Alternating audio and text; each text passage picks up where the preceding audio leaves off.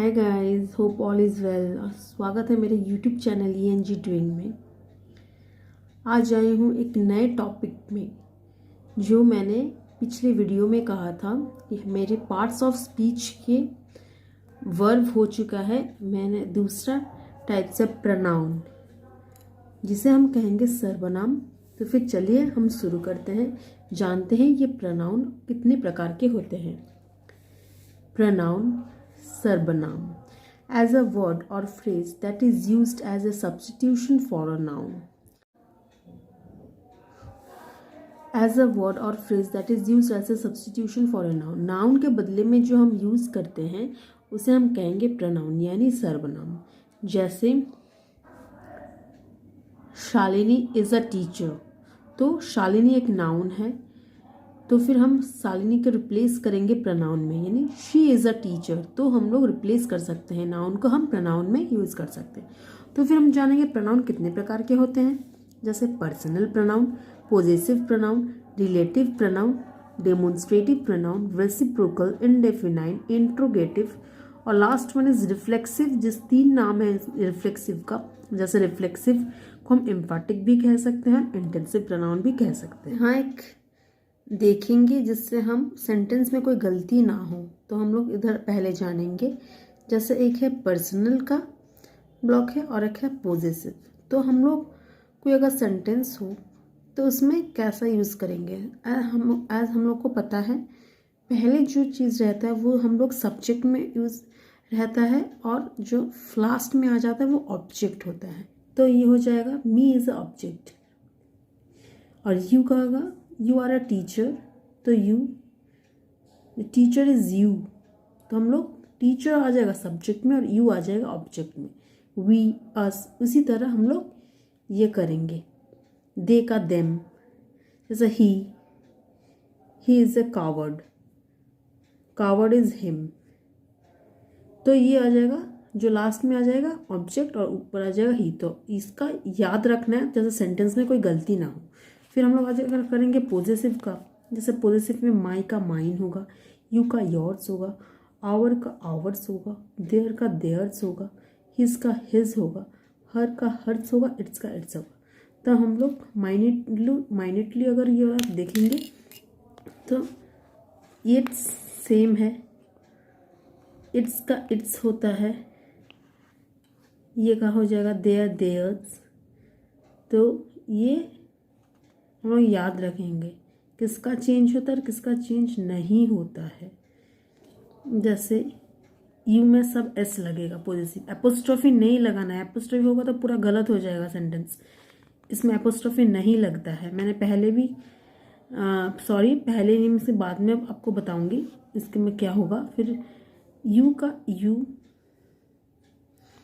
का यू होगा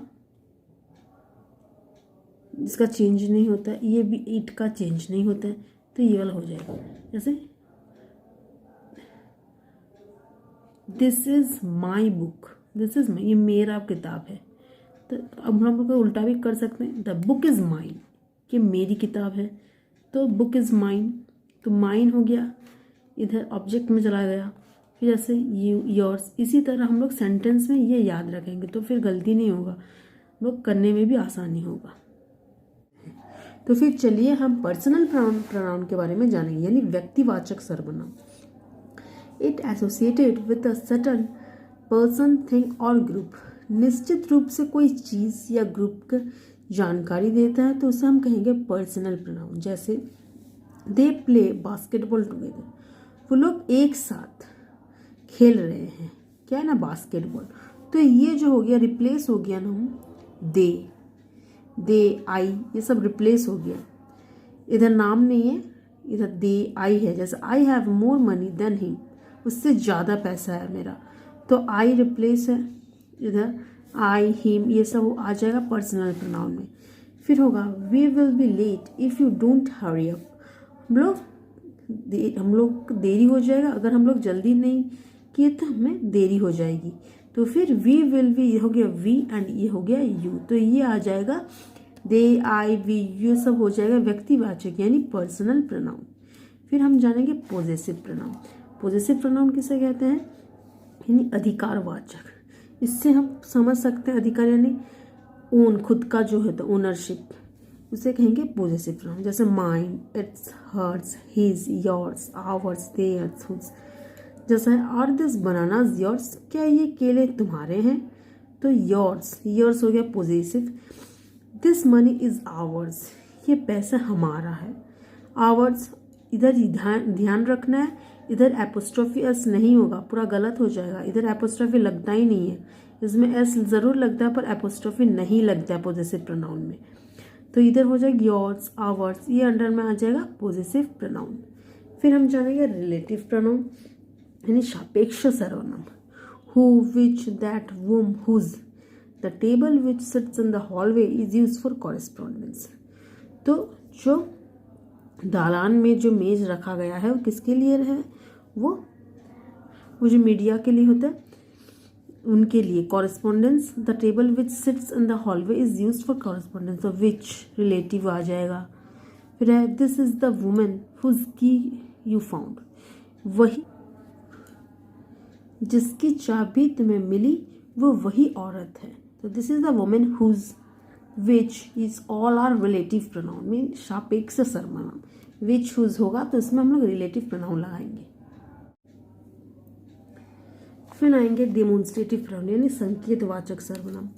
point two something specific person place, कोई निश्चित रूप से बोलने वाला जो चीज़ हो उसी को दर्शाएंगे। जैसे दिस, दैट, दिस, दोज। तो दिस यूज करेंगे हम सिंगुलर में, दिस का प्लूरल है THES, दिस, तो इधर हो जाए दैट यानी वो वाला, दोज तो उधर ही है, इसका सिंगुलर, ये वाला प्लूरल है। तो आई प्रीफर दिस, मैं यही पसंद करती हूँ, ये पसंद करती हूँ, दिस। तो ये वाला हो गया दिस आर ब्यूटीफुल, वो सारे खूबसूरत हैं। दिस आर इधर प्लूरल है। But those belong to Danny, but वो सारे किसका है, डैनी का है। डिड यू सी दैट, क्या तुमने वो देखा है, तो दैट तो demonstrative pronoun. This, that, those are demonstrative pronoun. फिर हम आ जाएंगे रेसिप्रोकल प्रोनाउन यानी परस्पर बोधक। एक्सप्रेसिंग म्यूचुअल एक्शन और रिलेशनशिप, टू और more person doing something of same type. दो से ज़्यादा इंसान एक ही चीज़ को करता है तो उसे हम रेसिप्रोकल प्रोनाउन कहेंगे। जैसे देखिए, the boxers punched each other, boxer एक दूसरे को मार रहे हैं, पंचिंग कर रहे हैं, एक दूसरे को, वही दोनों एक ही काम कर रहे हैं, पंच कर रहे हैं, तो ईच अदर हो जाएगा reciprocal. The couple love one another deeply, तो वो दोनों से आपस में प्यार करते हैं, तो आपस में के वन अनदर, दोनों ही एक ही काम कर रहे हैं, of same type, doing something of same type, one another, each other, तो ये आ जाएगा रेसिप्रोकल यानी परस्पर बोधक में हो जाएगा रेसिप्रोकल। फिर हम जाएंगे इनडेफिनाइट प्रोनाउन यानी अनिश्चितकालीन। इससे आप समझ सकते हैं अनिश्चित, कोई ठीक नहीं है, इसका कोई निश्चित रूप से नहीं बताया गया है, तो ये आप लोग जान भी सकते हैं अनिश्चितकालीन। जैसे anyone, somebody, whichever, something, nobody. तो इसका एग्जांपल देखेंगे हम। Would anyone like a coffee, क्या कोई कॉफ़ी पसंद करता है, तो वुड एनीवन, कोई भी, एनीवन। फिर यह है whoever owns this is in big trouble, जो कोई भी इसका मालिक है वो परेशानी में है, वो whoever owns this is in big trouble, तो ये परेशानी में है। तो whoever जो कोई भी, whoever, I want someone to move this now, मुझे I want someone, मुझे एक चाहिए, मुझे किसको भी एक चाहिए, इसे अभी हटाना है, मूव करना है, तो किसी को भी, someone, such is life, इसे जीवन कहते हैं। इसमें नहीं दिया गया किसको कहते हैं, बस इसे ही जीवन कहते हैं। तो anyone, whoever, someone, such, indefinite, कोई निश्चित नहीं है, तो हम लोग वो आ जाएगा all are indefinite pronoun में यानी अनिश्चित काल। फिर हम आ जाएंगे इंट्रोगेटिव प्रोनाउन यानी प्रश्नवाचक, which introduce a questions. Who will come to the party, कौन आएगा पार्टी में, तो who.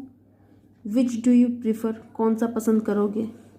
Which whom do you tell, किसको बोले हो, तो वुम डिड यू टेल, तो whom, which, who is all are question form and they all are included in the interrogative pronoun और प्रश्नवाचक। सो फिर हम आ जाएंगे रिफ्लेक्सिव, जिसका 3 नाम है। रिफ्लेक्सिव को हम लोग इंटेंसिव भी कह सकते हैं और एम्फेटिक प्रोनाउन भी कह सकते हैं, यानी निजवाचक। तो इसका मतलब क्या, दोज एंडिंग इन सेल्फ और selves and that serve to emphasise their antecedents. Those ending in self, क्या खत्म किस में हुआ, सेल्फ यानी सेल्व्स में। सेल्फ और सेल्व्स प्लूरल सिंगुलर, इसका self, I will do it my self, मैं खुद कर सकूंगी और मैं खुद करूंगी, I will do it my self. तो माई वो खुद का ही बात बोल रहा है, तो हो जाएगा ये वाला myself singular. We made this by ourself, हमने ये बनाया है। We made this by ourself, हम लोग मिलकर, वी है एक से ज़्यादा, और तो आवर सेल्फ हो गया। तो ये ourself, myself, ending with self, self singular plural. A nation speaks for itself through election. तो इलेक्शन के खातिर क्या हुआ, खुद बोल रहा है, खुद इट्स सेल्फ, नेशन खुद बोल रहा है, तो इट्स सेल्फ अपने आप, खुद याद रखना है, जो खुद ही बोल रहा है, जो एंडिंग हो रहा है सेल्फ सेल्व्स में, तो ये हो जाएगा रिफ्लेक्सिव। आंख बंद करके बस सेल्फ सेल्व्स हुआ, मतलब वो रिफ्लेक्सिव, एम्फेटिक और इंटेंसिव में रहेगा। तो ये हो जाएगा itself, selves, all are included in reflexive. तो it is used when the object of a sentence is the same as the subject. It is used when the object of a sentence, object myself है, ये subject है, is the same as the subject, वो दोनों ही same है, दोनों ही चीज एक ही हो जा रहा है। वी सब्जेक्ट ऑब्जेक्ट, वो खुद ही का ही बोल रहा है, खुद का बोल रहा है, तो हो जाएगा reflective, intensive and emphatic pronoun.